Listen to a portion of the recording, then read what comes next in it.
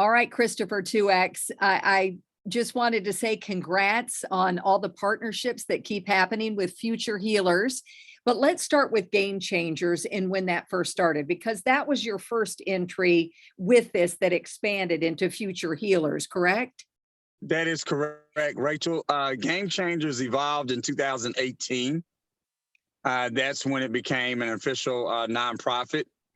And then moving forward with all the collaborative relationships connected to 2X Game Changers, it's been quite a ride thus far in its short time frame as a nonprofit, but it's been very meaningful as it relates to the collaborations with especially the families and the kids.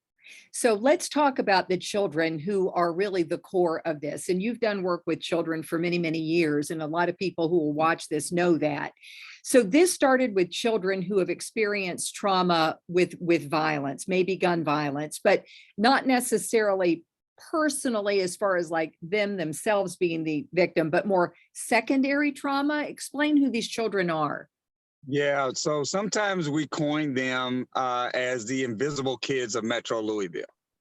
And what I mean by that respectfully is that because of the escalation of violence, and for far too long, Rachel, even when you were working in news as a anchor and a reporter, this has been a long struggle to try to curtail this issue.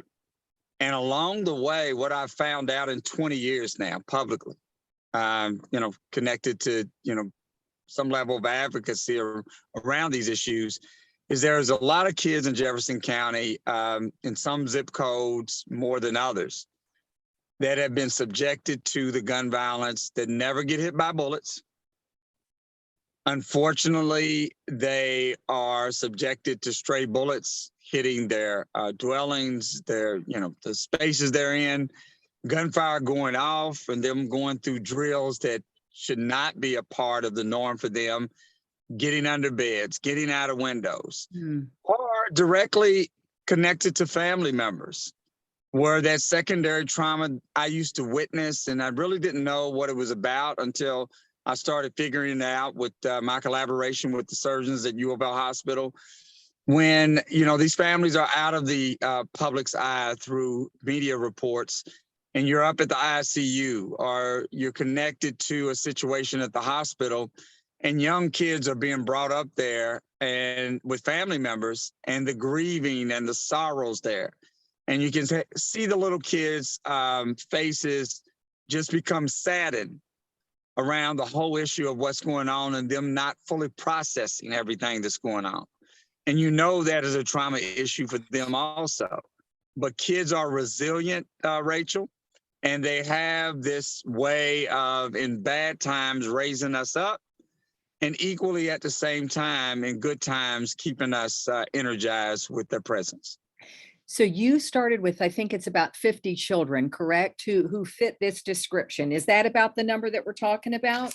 Yeah, that's grown into 50 now, especially with Future Healers, Rachel, because last summer in 21, we launched it to start with my 4 grandkids with our partnership with University School of Medicine and the Trauma Institute and U of L Health with its surgeons. And so that 4 growed into 50 real quick within a matter of almost 3 months. Let's talk about the fact that you were approached by U of L medical students who wanted to do something in the field of social justice after Breonna Taylor hit our city. Correct. And they approached you and said what? They basically reached out to the Department of Surgery in the fall of 2020, Rachel. And of course, that was the year of unrest around the country. And of course, here with Breonna Taylor. And they participated in an exercise in June of the same year of 2020 to mark her 27th birthday, which would have been her 27th birthday in Jefferson Square downtown. And they had a White Coats for Black Lives march from the School of Medicine, the hospital, joined by staff and surgeons. And so that's where I met them at.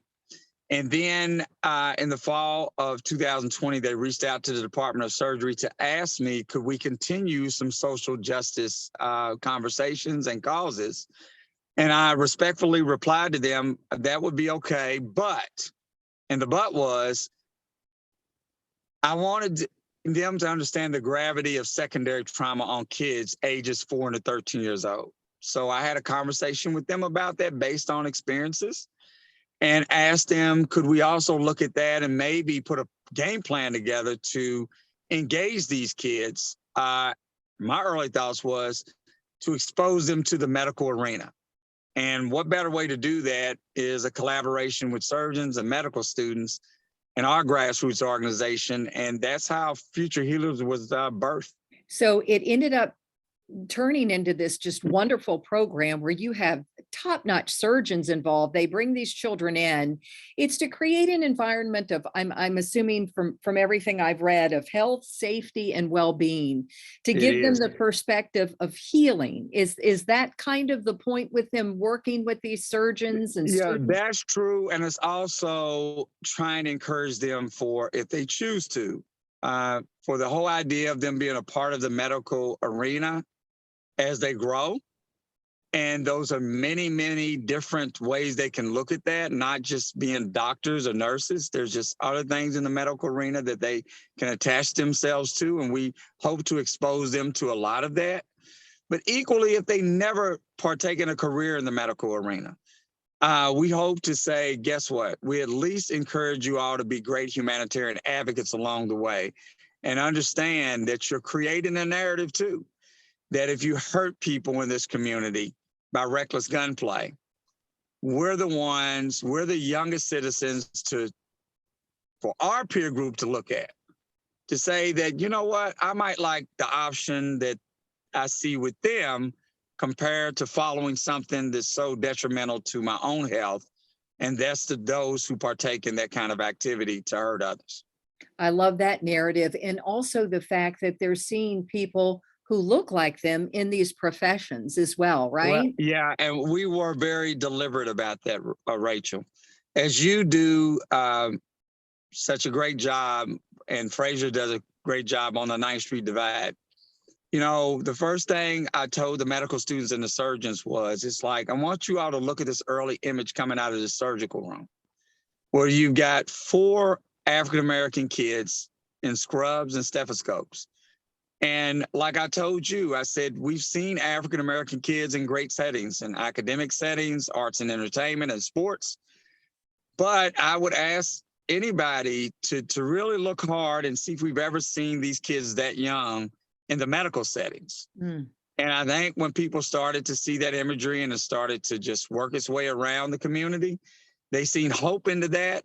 And that's the point I wanted to make, was these Black kids, where the medical arena is very diverse itself, are at least an imagery we want other kids to look at as far as healers and helpers amongst the other side of what they are exposed to, with all the recklessness connected to violence and the destruction connected to it. Right. It's changed the picture, changed the narrative. And That's let's start doing and they're that. connected to that ugliness of the problem through some family member or just being in their neighborhoods. Now, you just got another boost. Future Healers got Zoo Buddies. So people are reaching out to you going, I have an idea. I have an idea. You have to love the fact that this is catching on and people are reaching out to you. So tell us about how Future Healers, now you've got the zoo. We think it could be the first of its kind in the country, right? With these same children. Well, yes. And the zoo reached out to me in September of 21 and asked me to have a conversation with them because that Future Healers caught their eyes. Okay. And then we made a special trip to the zoo, the Healers did.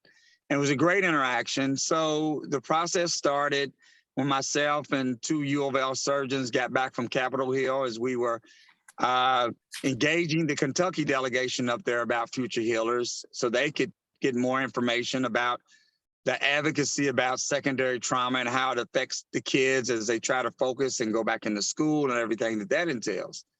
But the bottom line is the zoo wanted that conversation and I met with them.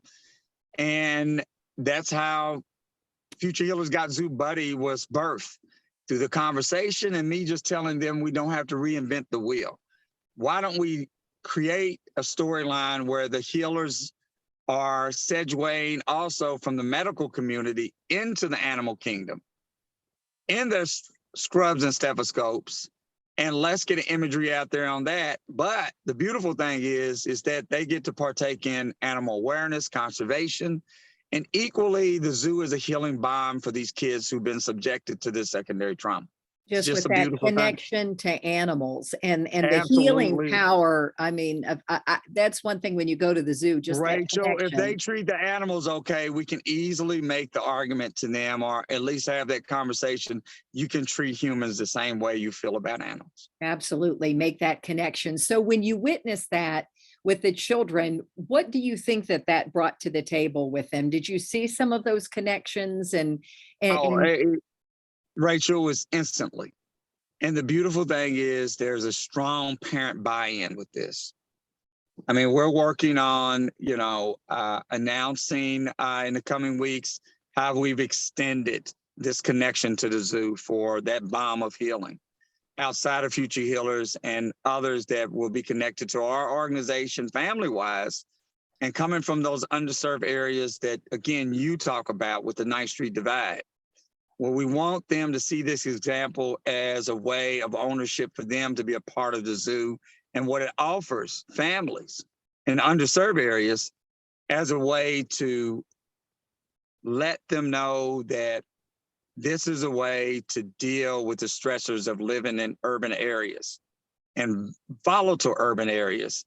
You've got a place right in your midst that you can utilize as a family to deal with life in a better way.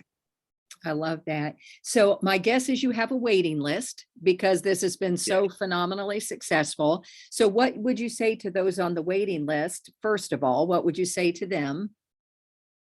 Well, I would say to them, don't worry about the waiting list. We're going to take care of you. We're creating these multiple partnerships where they will be involved in some capacity to be a part of this healing movement, if you will. And that will be connections with the zoo, with the medical community, and some other things we've got coming up. And hopefully we'll try to map something out with Fraser also. We would love that. We would love that. You know, I'm going to be calling you on that. And what would you say to people in the community who might want to say, hey, 2X, either our business or I can do something or I can volunteer? What would you say to people in the community who want to help in some way? Go to 2xgamechangers.org, read about our mission. If you feel then that you want to contact us, I will be glad to talk to you about how you can be a part of this process, and especially coming out of 2020, Rachel. The bottom line is everybody can play a part, and I don't know too many individuals in the Metro Louisville community who doesn't have a heart for kids 4 and 13. They've got a heart. If you're stuck on how do you get there, just talk to me and we're going to work something out. All right, 2X. It's so good to talk to you, and I'm just likewise. I am so pleased to see this. It just kudos and keep on going. I read somebody who called you a champion for the marginalized, and I love that. Well, thank you, and I appreciate it, and I look for our follow-ups.